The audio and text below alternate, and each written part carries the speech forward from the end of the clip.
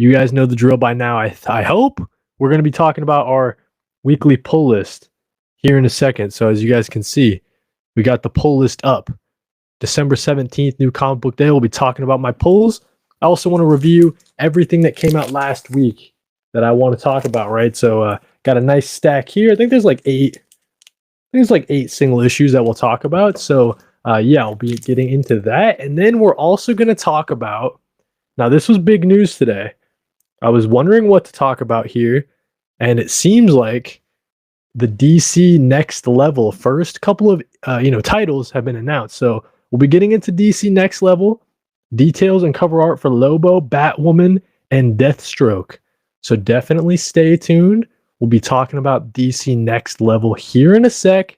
But first, we got to get through the pull list, the weekly comic book reviews, and at the very end of this, as you guys know, for New Comic Book Weekly Live, always love unboxing and action figures. So today I got the McFarlane Collector's Edition Deadshot, as you guys can see.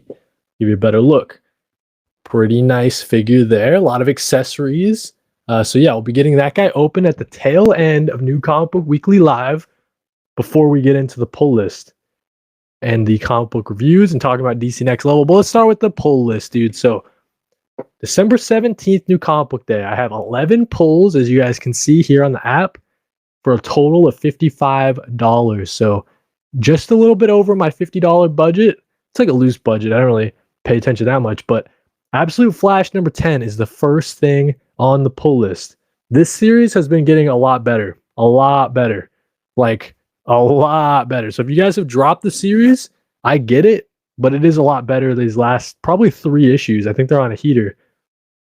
The Jeff Lemire writing this series. We got Wally West. His dad has been kidnapped by the villain, so Wally West is working with the rest of the rogues, as in Captain Cold, Golden Glider, Trickster, right? Working with the rogues to free his dad. So pretty compelling story beat that they're coming up to here from Jeff Lemire. And this one looks like the art is from Nick Robles, the main series artist. So yeah, Absolute Flash number 10. I've been loving Absolute Flash. I think it's a lot better than it has been in the past, right? So looking forward to that. Absolute Flash is my first pull. Die Loaded number 2.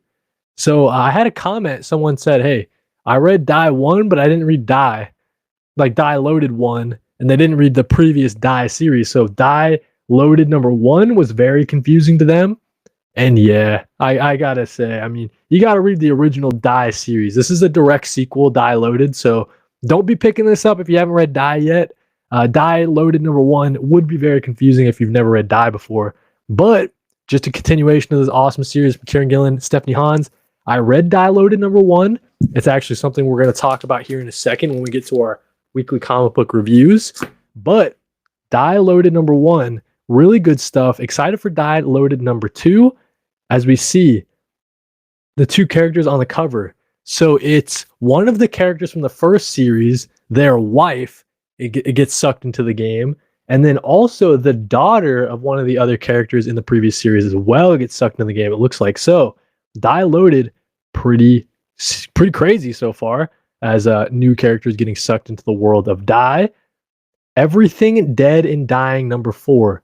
This is that zombie series out of Image Comics with writer Tate Bromble, with artwork from Jacob Phillips, the son of Sean Phillips. So this is a really good series so far. If you guys haven't been picking it up, it is not your classic zombie story. There's a lot more heart to this one. It's kind of like a reverse zombie story at times. As we see here, this cover gives you a great idea. You know, it's a story about fatherhood, right? And trying to hold on to being a father in the face of a post-apocalyptic zombie apocalypse. Like, can you still be a dad kind of thing? So Everything Dead and Dying I found to be pretty compelling from writer Tate Bromble. Excellent artwork from the Phillips, of course. And yeah, definitely recommend checking that one out. Especially from Image Comics. People always ask me, what are some indie comics I can read? Well, that's a good one right there. Everything Dead and Dying. Should be a little short mini series. Yeah, should go for 5. Yeah, maybe goes for 5 issues or something. So nothing too long. Yeah, I guess we're only 2 more. Is that right? That makes me sad a little bit. Yeah, collects issues number 1 through 5. So Not a very long series. Looks like we got 2 more of Everything Dead and Dying. So if you guys are waiting for that trade, it's going to be a good trade for you. Exquisite Corpses, issue number 8. This series has been getting real crazy, dude. With issue number 7, a couple more deaths from some of the players here in the Battle Royale game. This cover is just creepy as hell, too. She's just menacing, just eyeballing us, dude. She's like the one of the ladies that's like an expert in like trip cutting wire. Pretty weird. But yeah, so Exquisite Corpses from writer James Tynion IV. Looks like we get a co-writer from Pornsack on this one. Michael Walsh with Adam Gorman. But yeah, this series has just been really good. I'm trying to think. Yeah, it's interesting how they get other writers and artists involved. But yeah, definitely a fun horror series for this year. It takes place in a small town in Maine, Battle Royale, Halloween sort of vibes. If you're into slashers, right? So definitely check out Exquisite Corpses. That'll be a fun one. That's issue number 8. Almost halfway done with the pull list, and then we'll get into comic book reviews. Then we'll get into DC Next Level. But first, we'll talk about G.I. Joe number 16. So this is the Dreadnought War Part 4 out of 5. I've been loving the Dreadnought War. It is, Cobra Commander and Duke are teaming up, kind of like the enemy of my enemy is my friend kind of thing. So the Dreadnoughts are trying to backstab Cobra Commander. Duke gets kind of caught up in it, so he's helping Cobra Commander out. Been pretty energetic, been pretty action-packed, and a lot of great stuff from Tom Riley and Jordi Belair on the creative, like the art team. And yeah, Josh Williamson just continues to do amazing things with this G.I. Joe series. I'm having so much fun with it. Favorite part of the Energon universe, I say it all the time. High Strangeness number 3. So not too excited about this one. I just picked it up because Christopher Cantwell is attached as a writer, and I'm a pretty big fan of him. I didn't read issue number 2 of this series, but I did read issue 1. Pretty cool alien encounter sort of story. And it looks like this one for High Strangeness issue number 3 is going to focus on some more UFOs, maybe? No, okay. I don't know. And I'm not going to figure it out. But yeah, High Strangeness number 3. I like help supporting those creatives on that one. Let's talk Nightwing number 133. So last issue, we know that Nightwing has been framed for murder, dude. So Nightwing's in a pickle. We'll see if he can get out of that. We got Dan Waters coming in as the writer. I think he's been doing a great job. We don't have the series artist on this one. We have V. Ken Marion. So we don't have Dexter Soy, but we got a little guest artist appearance on this one. Should be pretty fun. Nightwing number 133. Power Fantasy number 14. I've been saying that this is like my favorite Image comic series. It might be my favorite comic book series on stands. Just in terms of 14 issues in, it's been really great all the way throughout. And Kieran Gillen, Casper Wingard just killing it on this one. So the solicitation just says this book really has gone to hell. And some of the preview pages released from Casper Wingard has me thinking that the character in the series that can summon demons, right? It seems like she's going to have a pretty big part to play in this issue.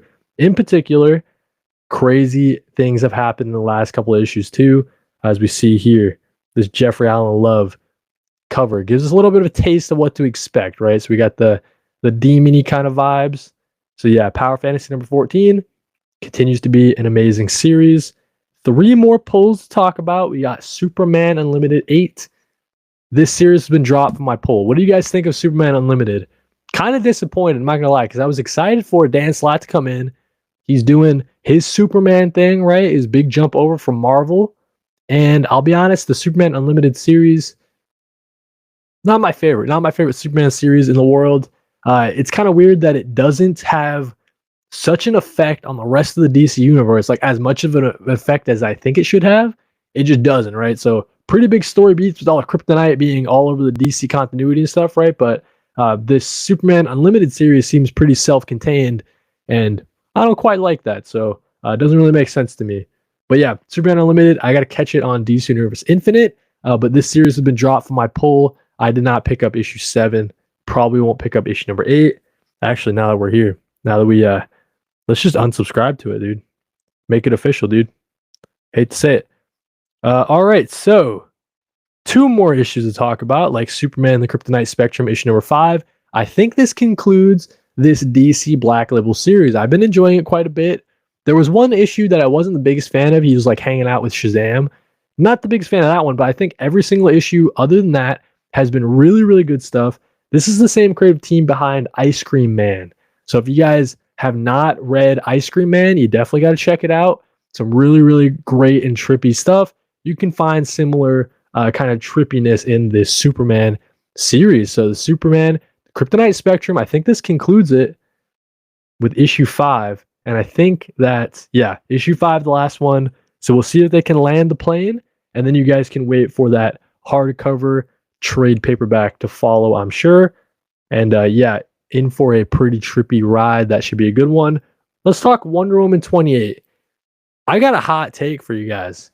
Wonder Woman is the most overhated series I've ever read in my life. It is, I've thought that, because I was all the way back on, I don't know why this app is so slow today. I was on issue 21, right? I read all the way to what's out in order to be prepared for tomorrow when issue 28 comes out. So I read issues number 21 through 27, right?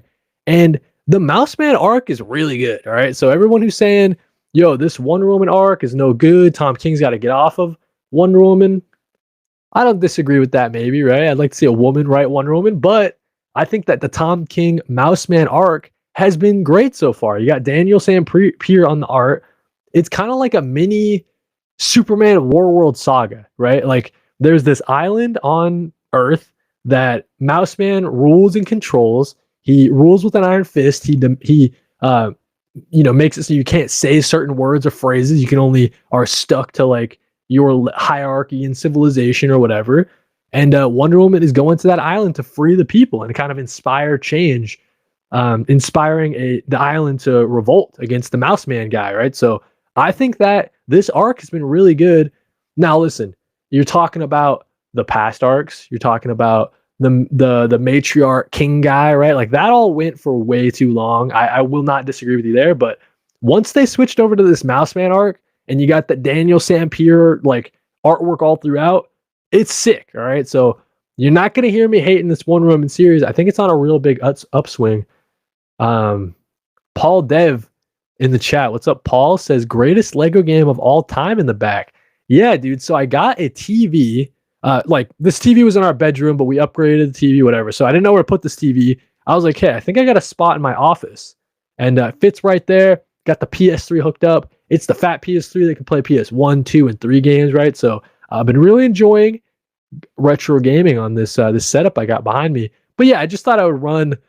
I was playing Lego Batman recently, right? So I thought I would run it. So yeah, that's what's going on in the background. Shout out Paul Dev in the chat, dude. All right, so that's Wonder Woman, guys. Wonder Woman is like the most overhated series in DC right now. It's pretty good. All right, this Mouseman arc is pretty solid. I like it. So I'm excited for issue number 28, and that'll be it for the pull list. As you guys can see, we had 10 pulls for a cool $50 after we removed Superman's Kryptonite Spectrum, Superman Unlimited. Yeah, we removed Superman Unlimited. That brought us down to 10 pulls for $50.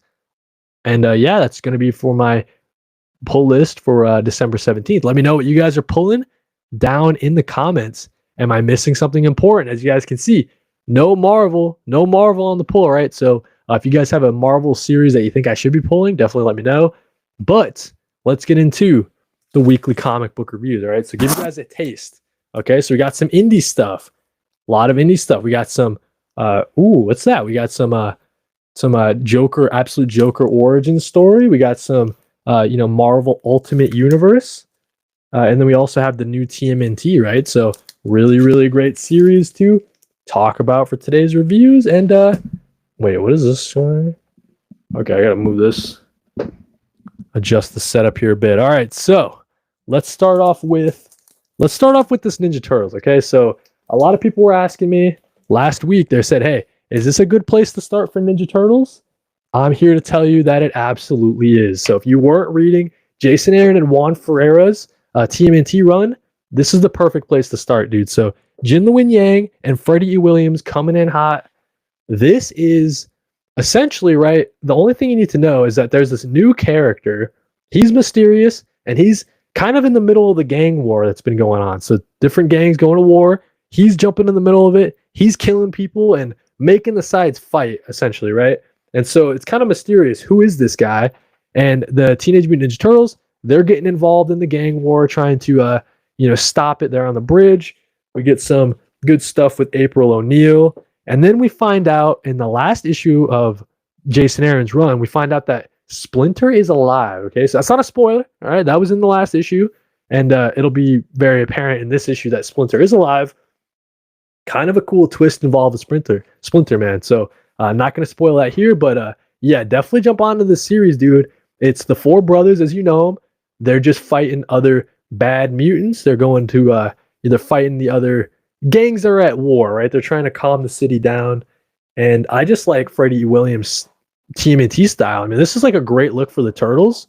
So if you guys were wondering kind of what Freddie's style would be, how it would translate, he's done Turtle stuff in the past, right? So it is cool seeing him do the main title here. And a lot of action in this one. I think the characterizations from Jin Lewin Yang, he just nailed them for all the Turtles. So I think that this is a great place to start. TMNT number 13. You guys should definitely jump on and read yourself some Teenage Mutant Ninja Turtles. Great issue right there. Let's talk about this thing here, okay? So whatever the hell this is you call him, okay? So Absolute Joker, we finally got his origin story. Not the biggest fan of the way this issue was told in that, Scott Snyder, it's a lot of start and stops. Essentially, it's Alfred telling Bruce the story of the Joker. And I thought the twist was really cool at the end. The twist was cool, but just the way that Alfred's telling the story and Bruce is like, no, like seriously, tell me the story. And Alfred's like, I don't know, dude. I don't know if you're ready to hear it. And then Bruce is like, no, seriously. It's like, all right, Scott. All right, buddy, come on, moving along. But I think the issue, like the actual content, is really cool. The origin for this Joker, he's just like this crazy dude. There's like a generational aspect to it. Has he been alive this whole time? Like that's not his grandpa that founded the company. It's actually him still. Really, really creepy stuff, man. So this Absolute Joker, design from Jock as well. Just insane on the interior artwork, right? So yeah, Absolute Joker, a complete menace. This Batman is going to be in over his head, that's for sure.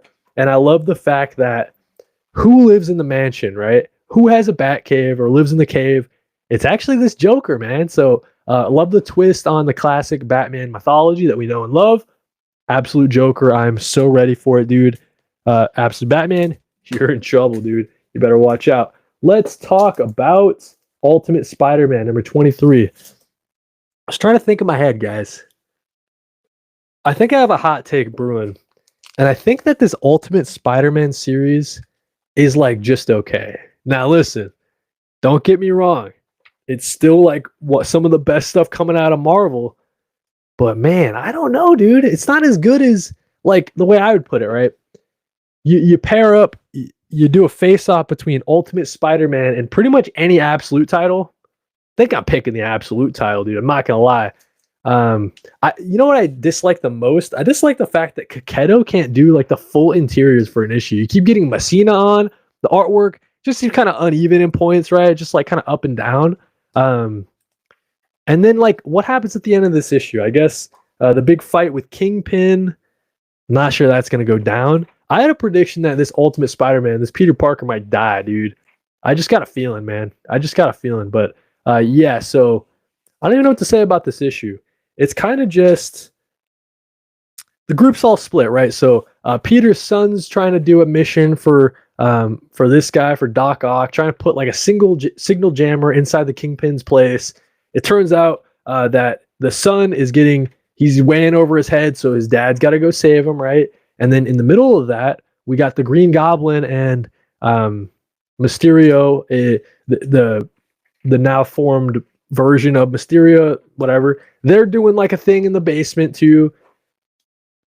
Peter's son's in over his head, and then the dad starts fighting Kingpin, right? So I don't know, dude. It's not like the worst thing in the world. I liked it. it's still a strong like 4 out of 5 probably, but just not as like as hyped as when they announced Ultimate Spider-Man and the whole Ultimate Universe is coming back, right? I'm just like, oh my god, Ultimate Spider-Man, it's gonna be the best series of all time. And I don't think it's lived up to that like at all. Like almost at all. I don't know, dude. Anyways. All right, great question in the chat from Bigfoot is Real 72. He says, is Transformers by Daniel Warren Johnson as good as everyone says? I got the deluxe edition on the way. So I think that especially that start is really, really great stuff. So maybe you could argue the Daniel Warren Johnson stuff, like after the first deluxe, maybe he starts like kind of going this way, right? And then like it gets good again near the end. So not like the most even series all throughout, but when that first deluxe edition that you're getting in the mail, that's like the golden stuff. That's like the best stuff in the run, I think. So yeah, you'll be all set with that deluxe edition. We got Mars. He's saying, yeah, Bigfoot, it's real good. So yeah, definitely agree with that. All right, let's talk about another Ultimate title, okay? Because we got, that's the wrong button. We got Ultimate Wolverine issue 12. The last issue, we know that Wolverine and all his friends, they're not making it. They're not making it into Ultimate Endgame. Let's just say that, right? So we see that Logan, he's going on a mission. He's like, you know what? You did that to me and my buddies. I'm going to come straight to you. So he bursts through the window. He's pissed. You see him. He's growling all over the place. And he's essentially going to try to free this mutant that he knows that this lady who was controlling him, he knows that this lady is controlling this mutant called the Phoenix Project. And so Logan is going in to free her. And that's essentially what this issue is all about. We get some, some cool stuff with the Maker's Council. We know that Magic and Colossus are the bad guys in this series, right? So some pretty cool twists and turns there as we see the Phoenix ladies start powering up. A lot of action in this one, right? And all throughout, you got this great artwork from Cappuccio. So this is like one of the best issues in the series so far. Such cool artwork. Look at this from Cappuccio, dude. That's the Phoenix Project just melting. Well, I guess I shouldn't say whose face she just melted, but yeah, just excellent stuff, man. So Logan seems like he's not alone, right? He's not as alone as we previously thought he was. He now has this Phoenix Force lady, potentially Jean Grey, right, to hang out with and kind of, go after the rest of the Maker's Council. So Ultimate Wolverine continues to be a surprise hit. Out of the Ultimate series, I mean, this must be, I don't know if I necessarily like it more than Ultimate Spider-Man, but it's closer than you'd think, right? So I think Ultimates is still on the top. But yeah, Ultimate Spider-Man, Ultimate Wolverine are pretty close. Paul Dev says he needs to read this one eventually. Big fan of Alessandro Cappuccio. Yeah, I recommend it. I was thinking in my head, another series that I've been reading recently is Ultimate X-Men from Peach Momoko.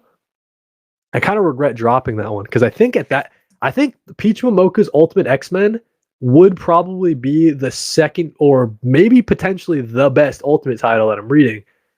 So yeah, Ultimate Wolverine. Pretty good stuff. Maybe better than Ultimate Spider-Man. I don't know. All right, so 4 more issues to talk about, guys, before we get into DC Next Level. Let's talk about Geiger number 19. I'm wearing the Geiger shirt. I didn't plan that. Oops. But yeah, so Geiger 19 is all about Ashley Arden. We've met her in the previous arc of Geiger. She's out in the wasteland doing her own thing. Specifically, she's going after child traffickers because that's what happened with her when she was a kid. So she is just busting ass, dude, all across the wasteland, freeing these kids. She goes to like the kind of hub where all the children are being sold, and she's going to free a bunch of kids, man. That's Ashley Arden's kind of goal in life. Omega Slice in the chat says Ultimate X-Men is so good. Yeah, I kind of regret dropping it in single issues. I'm reading it on DC Universe Infinite, and I have 2 issues to go. They haven't, Marvel Unlimited is behind, so they don't have the last 2 issues, I think. But so I guess I'm technically 4 issues behind. But yeah, it's really good. Ultimate X-Men is really good. Peach Momoko is just killing it. I regret dropping it in single issues for sure. But yeah, Geiger continues to be great. I mean, just look at this excellent artwork from Gary Frank and Brad Anderson, of course. Ashley Arden is such a cool character, man. So the female glowing woman freeing a bunch of kids from child traffickers, and teaching the kids how to use weapons and stuff as like a, hey, you live in the apocalypse now. You gotta learn how to protect yourself. So she's teaching them how to fight, and kind of creates like this gang of kids, as we see here in the back, the St. Louis Strays. So Geiger continues to be awesome. I think Ash Arden is one of the best characters in the series, and yeah, just loving everything Unnamed universe. Loving Geiger so good, man. Geiger continues to be amazing. It's probably like a top. Like if I had to restart my image pull list, I think Geiger would get like a 3rd or 4th place on the pull list, something like that. Assorted Crisis Events, man. Issue 7. Not my favorite issue in the series so far. This one, it didn't have like, in the past issues, if it's like a really good Assorted Crisis Events issue, it'll make you like think or feel, right? This one didn't make me feel so much. It was just a story about this guy named Tom, who everywhere he goes, dead versions of him just appear out in the world. Like maybe it's like an alternate universe where he dies, but the body gets transported into his universe. So he'll just be at the ice cream shop, and all of a sudden a dead version of him just appears in the ice cream shop, right? So that's the kind of life he's living. He's had to bury like 170 dead versions of himself, right? And he's just kind of living his life, and all these dead bodies keep appearing, dying in pretty gruesome ways. So I guess for this one, I didn't know like what's the metaphor, I guess, or like what are you trying to get at, Dennis Camp, right? Because in the other issues, like it's obviously a commentary on immigration, or it'll be a commentary on like mental health crises and stuff like that. Like, so what is it here with that's going on with Tom? And I guess he just has like at the very end of the issue, it seems like he's gonna be, hanging it up, committing, and maybe passing away, but it's just him laying in the bed. So I guess I don't know. Yeah, like I don't know about this one. I would need to sit down with Dennis and like talk about it with him or something like that. Haven't really processed my feelings on this issue. I don't know. Not my favorite. It was a pretty fun, story, just seeing this Tom guy in the situation he finds himself in. But what's the point of it, Dennis? You know what I mean? Whereas other issues, you can easily find the point, and it's very clear. Mars says, since we're approaching 2026, what month of 2025 do you think had the most heat in terms of average rating of all the issues that released that month? That's a good question. I think that, honestly, it's probably, I feel like 2 months ago, I'm trying to think of like whenever I do a top 10 list with Kai Bucks, right? We go through our list, and sometimes those are really hard to put together. I would say like 2 months ago, I had like the hardest time putting together my top 10 list. So that might be my answer for that. Like recently, the last month, the last 2 months, the last 3 months have been really, really hard to rank. So somewhere in there, I would say, as far as the best month. And then Omega Slice, just terms of Assorted Crisis Events. Yeah, similar to the very first issue, they haven't hit as hard as they usually do. Yeah, that's how I would put it, right? Like the very last issue, so the one right before this, hit like a truck, dude, right? Or the alternate, parallel versions of people like being the immigrants in the story, right? That one hit real hard too. This one just didn't hit as hard. Kind of similar to how I feel about the first one, actually. Yeah, those are kind of the outliers in the series. Every other one has made me feel, made me think, stuff like that. But maybe the first two, not so much. All right, 2 more issues to talk about, guys. Let's talk about, wrong button again. Let's talk about Transformers 27. This is issue 3 of Robert Kirkman and Dan Mora taking over the title. Not too much to say about this one. Not a lot of action, right? Kind of just going back and forth. The Autobots trying to revive some members of their group. We have a member of the Decepticons who's kind of left the Decepticons and trying to join the Autobots. Is he really being truthful, though? Is he trying to be like a spy or something? I'm not sure. Maybe his intentions are true. So we'll see what happens with that. There's some like underlying kind of stuff going on with the military in this universe, in the Energon universe. This Captain Flag guy, he's trying to help out the Autobots, but is he really trying to help them, or does he have his own, kind of stuff in mind, trying to use the Autobots for his own purposes, maybe? But yeah, I think that what I would say about this one is the Dan Mora-ness of it is starting to trend more towards Daniel Warren Johnson than I thought it would have. In that, right? I guess I'm trying to say, like, it looks super clean, right? classic Dan Mora-y style. But then some pages I'll turn it and I'm like, oh, this is like leaning into the more cartooniness versus what you normally see from Daniel Warren from Dan Mora. Sorry, not Daniel Warren Johnson. If that makes any sense at all, like the art is starting to kind of blend, kind of like a hybrid between what I normally feel for Dan Mora and then Daniel Warren Johnson. It's kind of like going in between, I guess. If that makes any sense at all. Yeah, I think that it's still pretty good. It's not that like, okay, so when Robert Kirkman jumped on the title, this is probably the worst out of Robert Kirkman and Dan Mora doing their thing on the Transformers title. Like worst out of 3, so it's not like the crazy. It's just the least out of the last 3 issues. Anyways, Mara says he's been loving the top 10 vids of the month, man. Yo, I appreciate that, man. That's like my favorite stuff to put together with Kai Bucks. We have a lot of cool ideas for other lists we want to do as we approach the end of the year, and at the start of next year too. We'll be doing a lot of top 10 lists, I feel like. So we got a lot of cool ideas coming. Chris says he feels like a Sword of Christ Event 7 was in some ways about commodifying your trauma, also about how the world can be hard for people with any sort of invisible illness. Yeah. Okay. I get you. So kind of like, yeah. Okay. That makes a lot of sense, dude. Thanks for your input. A lot to think about there. Okay. So invisible illness. Yeah. Yeah. Okay. So that's like the extra layer that just wasn't so apparent to me on the first read through. So, and then you say that, at least that was your take. Anyway, he seems like mostly a normal guy, but gets sort of shunned from the world till he learns a way to capitalize off his illness. Right. I got you, dude. Yeah, thank you, Chris, for your input. That actually makes a lot of sense. That's like that extra layer that I was trying to scratch myself, but wasn't able to. All right, let's talk. Wrong button again, dude. I gotta flip these. Anyways, let's talk about Die Loaded issue 2.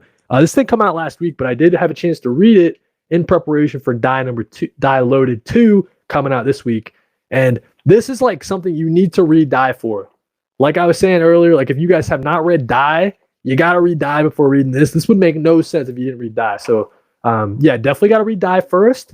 But the main thing is that we know other people are in the world of Die. People that weren't in the world of Die in the first volume, right? So gonna be kind of crazy to see what happens in that. Kieran Gillen and Stephanie Hans just killing it on the series. So really excited to read Die Loaded, but you guys got to read Die first, or else it's not going to make a lick of sense, dude. But that's what we got for the weekly comic book reviews. As you guys can see, you got 8 things that I just reviewed. We already did the pull list.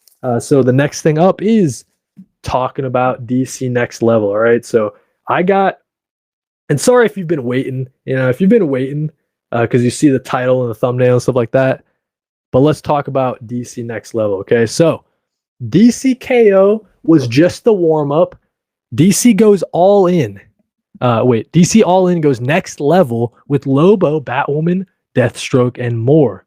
So let's talk about the DC Next Level. It's kind of their next initiative, right? Because we got DC All In, then we got like the DC KO event. That's kind of like their big focus. What's after DC KO, right? So DC All In is going to turn into kind of DC Next Level. And this is a new wave of comic book series that are starting up next year.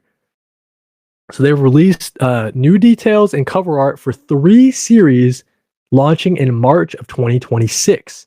Okay, so we're going to talk about each series. We're going to break it down and then look at the cover art that they've revealed as well. So we got a lot of quotes from Josh and Scott Snyder talking about DC All In and how they're excited for it, but they got to continue the story momentum and take big swings in 2026. We got Paul Dev says the matching Jorge Corona covers are sick. Yeah, dude, we'll get into that because I'm pretty excited about that. Jorge Corona is pretty cool.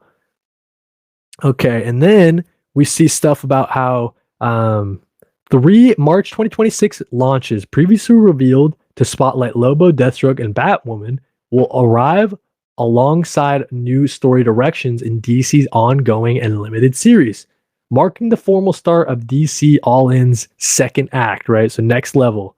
We're really excited about it, okay? So the first thing that we're going to cover here, let's see here. Lobo, okay?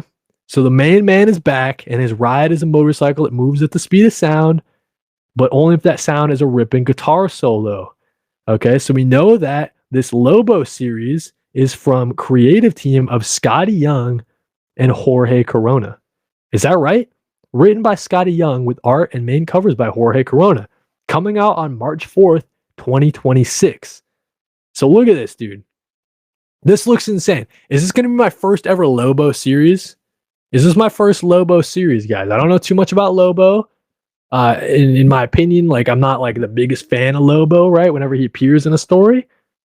But if you guys are excited about Lobo, Scotty Young and Jorge Corona, that is a creative team that would get me to pull a Lobo series. Does that make sense? I love Scotty Young and Jorge Corona. The Me You Love in the Dark, really excellent series, right? Doing a Lobo series. I could see Scotty Young on Lobo. That's a good fit. It looks like we have some other covers from Lee Bermejo and other people. Juan Ferrer is doing a 1 in 25 incentive variant. That's pretty cool. So yeah, dude, who's excited about this Lobo series? Okay, and other variants down here. Okay, let's talk about Batwoman. Okay, this one I'm excited for. Daughter, sister, soldier, hero. But since she was 10 years old, Kate Kane has lived in the shadow of a prophecy and the machinations of a religion devoted to the end of all things. How do you fight the devil when the devil is real? And how do you win? Batwoman, a new DC Next Level comic book series written by Greg Rucka with art and cover by Denis. This is coming out on March 11th. This is going to be sick, dude. Okay, so we have, of course, you have Greg Rucka coming back to the Batwoman character, someone he's not a stranger to, right? He had a really good run on Batwoman. I've not read it myself, but I heard it's really good. Then you have Denis coming in to do the art. Dude, so Denis is killing it on Invisible Man. Killing it. Like really, really crazy stuff. So I'm really into Denis' style. The fact that it's going to be on the interiors of a Batwoman series. This is going to come in hot, dude. This is going to be added to the poll, I have a feeling. Batwoman coming on March 11th. And how are we feeling about the DC Next Level logo? That's pretty cool, right? So that nice little corner box for us and all our comic books. Batwoman, dude. Cool, man. So we got Greg Rucka and Denis. And we got some variant covers from Art Germ. Some more Jorge Coronas. Okay, cool. Yeah, no, this looks cool, man. Omega Slice says Danny Strip's art is excellent. Invisible Man was an awesome book, dude. I was saying that Invisible Man might be my second, maybe third. Maybe it's a tie between Dracula and Invisible Man. Frankenstein's still on the top though, right? But Invisible Man really did surprise me, and Denis' work interiors was a big part of it. So, are we excited for Batwoman? What are we more excited for? Deathstroke or Batwoman? Gotta be Batwoman, dude. Or sorry, Lobo or Batwoman? It's gotta be Batwoman. And then next up, we have Deathstroke. It says Deathstroke up here. They're missing an E. AIPT. Where's your editors? Anyways, Deathstroke the Terminator. It says that superhuman. Sorry, misreading everything today. Soldier turned superhero assassin for hire. Slade Wilson has made hundreds of enemies in his day. Now one of them is taking his world apart piece by piece. The hit is out on Deathstroke as he evolves into his purest form, a Terminator out for revenge and ready to kill anyone who stands in his way. All right, buddy. Take it easy, Deathstroke, all right? This DC Next Level comic book is written by Tony Fleece with art and cover by Carmine Di Giandomenico.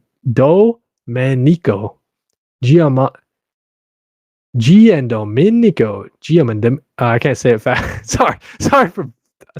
I'll move on. I can't just butcher this guy's name for like 5 minutes, but he has really great interior artwork. He was on the series DC. It was Batman, not Silent Knights. Batman the Knights, I think. That might be. And also, this Carmine did he did the guest art for the Absolute Superman title recently. When Juan Ferrer took a little bit of a break, it was Carmine that jumped on and did some great interior stuff. So I think he's got a great eye for interior artwork. Him being paired up with Tony Fleeks to bring us a Terminator, Deathstroke Terminator series. That's coming out on March 18th.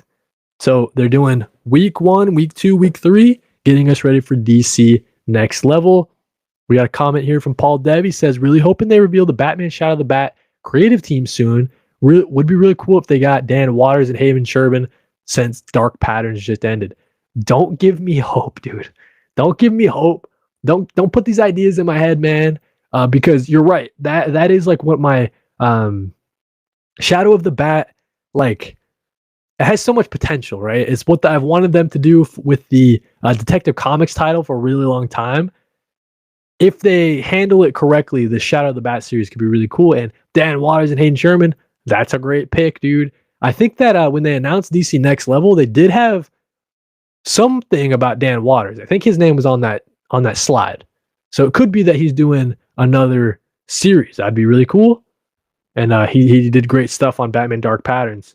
That was my favorite Batman series for a while now. Okay, so Deathstroke the Terminator, Tony Fleece coming on with Carmine. Okay, we got some variant covers here. Looks like that one's like a, I don't know, like a Teen Titans Go or something. But okay, and yeah, whoever said in the chat that the Paul Dev, yeah, the Jorge Corona covers, those are sick, dude. All the matching covers for actually you guys can't see the matching covers for Jorge Corona stuff. Those all look pretty cool. So you're definitely right there. Like this one, so sick, dude. And then this one up here. Yep. If you're gonna get the set of them, you might as well get the Jorge Coronas, you know. So that's cool. But that's what we got for DC Next Level, at least the first wave of them. Ton of new comic books coming. I think that DC's trying to highlight some of their more underutilized characters, right? So it makes sense, right? We got Lobo, Batwoman, and Deathstroke. I don't know the last time they've each gotten their own series. Probably been a while. So yeah, cool. DC Next Level stuff coming soon. You know we're covering it here on the channel, of course. We always love staying in tune with what DC's up to. Let me know in the comments. Are you more excited for Deathstroke the Terminator, Lobo, or Batwoman? I think out of those three, it's got to be Batwoman for me. But I'd be interested to hear what you guys think. Those were the weekly pull list. That was the weekly comic book reviews. We just talked about DC Next Level. You guys know the drill if you've been here for a while. Last but not least, we got to unbox an action figure. Okay, so Deadshot. Guys, we have the McFarlane Collector's Edition Deadshot, all right? Look at all the accessories it comes with. A lot of different, like, hands, a lot of different guns, and, like, I like how the guns here have, like, little vented pieces, right? Little smoke poofs and stuff. So we're going to get this guy open. Hope you guys have had a great week so far. I was going to go live yesterday to do this, but work I had to work a little late yesterday, so I had to not stream. Pretty unfortunate. But yeah, I'm interested to see what we were talking about, the DC Next Level stuff. What does Jeff Lemire got coming, right? Because I know a lot of people were thinking he might be on the Terminator series, and we know that that's not the case anymore. So I wonder what series that Jeff Lemire has got his eyes on for DC Next Level. Because I did drop his JSA series. Sad to say, drop that JSA series, man. All right, so get the packaging out.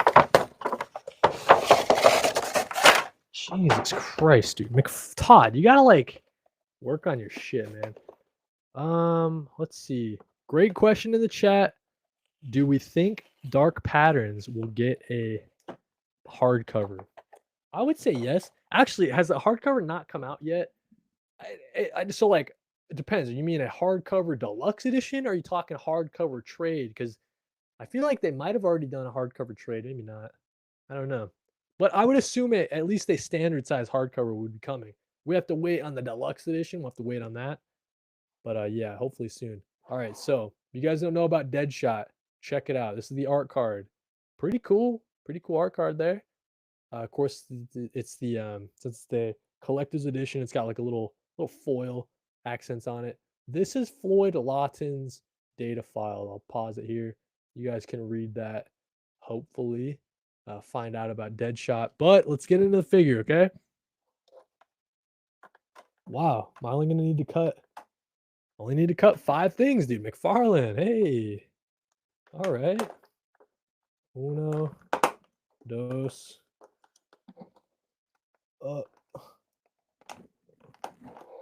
Okay.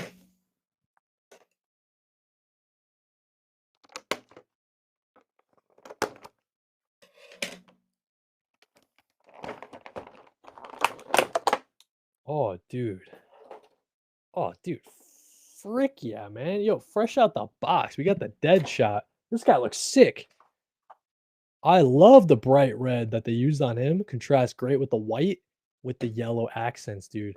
He has a, I don't know if it's a better look, just a different look. So that's the Deadshot, dude. Like that stance they got him in, kind of goofy, right? All right, let's look at the rest of the accessories. As soon as I clean up these little plastic bits that are all over my office. Yep. Okay. All right, so a lot of different hand swaps, guys. We know that McFarlane, he hasn't been doing hand swaps lately, dude. And the figures that I've been unboxing, very little hand swaps. Do I even need to take these out? I guess I will.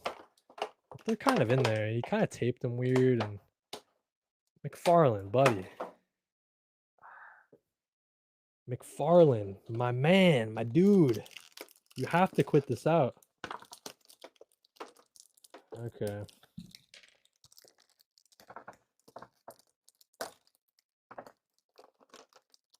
Yeah, these gun pieces are really cool. I'll be sure to show those off. I don't want to lose one though.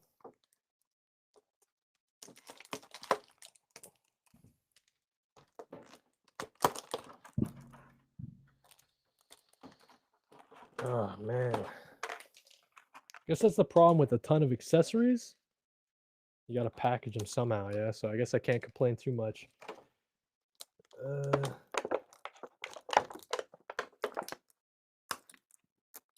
Okay. The accessories are almost all out, dude. There we go. Okay, so as you guys can see, we got the figure, right? But the accessories included. We have 2 pointy fingers, one for each hand, okay? We have 2 hands that are kind of like open, grabby. Maybe they would hold a gun if he had some guns included. So that's cool there. Then he's got a bunch of these little smoky gun pieces that attach to him right here. As you guys can see this little thing poking out. I think we can just slap this on there and it should fit in nice and yeah. Oh yeah, it goes in with a little click. I don't know if you guys heard it, probably not, but that's pretty cool, dude. It's a little smoky fire effects, and it looks like. What is the difference between all this smoky fire effects? Okay, so we have 4 of them here. It looks like 2 of them have like a larger plume of smoke, and then the 2 others are more pointed. Then maybe like the bullet is coming out like right there. Like that's the bullet, you know what I'm saying? Versus these ones, maybe the bullet came out a little bit ago. But that's cool, man. So you can have 2 different swap them out. Because listen, man, you got an alternate universe. McFarlane would only include just the top row. You know what I'm saying? He wouldn't include both sets, something like that. So that's pretty cool. And then, of course, we have the 2 variant ones with no smoke to be found, has not been fired yet. And then let's talk about the actual articulation. A little loose out of the box, a little loose, but let's do the head. So full 360 on the head. Yes, sir. Okay. You going far up? No, you're not going far up. He's got a thick neck. Okay, so it's kind of stopping his head from going that far up. He goes down just as much as you need him to, I'm sure. In terms of the shoulders, again, a little loose coming out of the box, but you get that very loose. You guys, oh my God, I'm barely touching it. This thing's spinning around like crazy. Okay, so 360 on the shoulders. Of course, you get that T pose. You get the 360 bicep swivel. You get the crunchy double jointed elbows. That's pretty cool for Deadshot figure.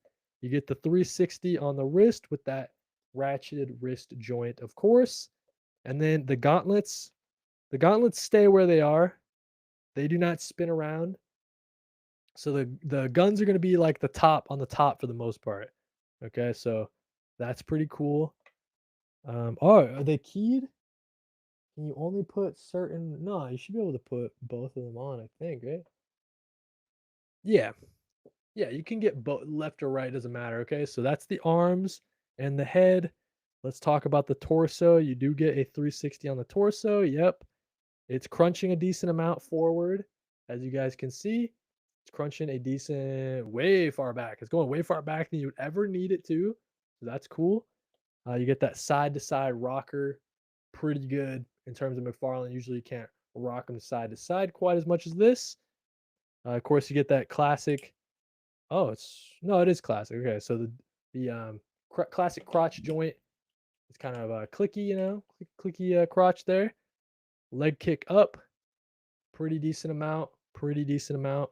Leg kick back, not as much. He's got this rubbery kind of diaper, stopping his legs from kicking a little bit farther back. You can bend that rubber though, so it's not stopping it too much.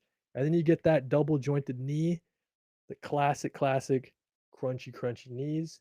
You get that 360 on the ankle, ratcheted, and then you get that toe articulation. Say it with me in the chat, toe articulation. And yeah, so overall, I think they freaking nailed this figure, dude. From the looks of it, we're giving the looks like a 9.5. I don't think they could have improved the looks any better. Like the detail on it is crazy.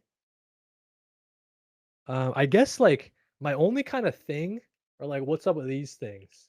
These kind of flappy things, they don't do much. They feel like you could just rip them right off, actually. So that's my only kind of like, they just kind of hang weird. Maybe if they were just like stuck onto his legs instead of flapping, I don't know. But the articulation is pretty good. The accessories included. You don't get any other head swaps. Like, what if you got one that was an unmasked head, right? That would have been pretty cool. So for the accessories, I'll give the accessories an 8. It's not, especially lately, I haven't been unboxing a lot of hand swaps. And then the cool gun swaps are like really cool. So if you're into posing, this is like a poser's dream. You could pose like crazy with this, like jumping back, like, you know what I mean? Like you could pose this guy like crazy. I've seen some pretty cool videos. So definitely excited to have the Deadshot in the collection. You guys know where he's going. Right here on the DC villain shelf. It's starting to fill out, man. You got a lot of cool characters up there, and that Deadshot will fit very nicely on that shelf, dude. So that's what we got for New Comic Book Weekly. Hopefully you guys enjoyed the action figure unboxing. Hopefully you enjoyed me talking about DC Next Level. Hopefully you guys enjoyed the weekly comic book reviews. Every single week we're doing some comic book reviews, and then of course, hopefully you enjoyed me talking about the pull list, right? So we're trying to do these every single week. New Comic Book Weekly live, dude, every single Monday usually around 4 p.m. Eastern. And yeah, thank you guys for watching. Really appreciate it, and I'll see you next week.